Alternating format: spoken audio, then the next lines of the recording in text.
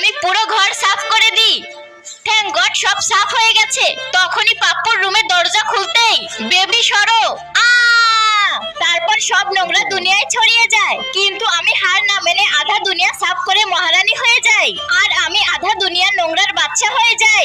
এরপর থেকে আমাদের দুইজনের মাঝে বিশাল যুদ্ধ শুরু হয়ে যায়, আর দুনিয়ার সব লোক ধীরে ধীরে আমি পরিষ্কারের দুনিয়াতে যাব, আর আমি নোংরার দুনিয়াতে।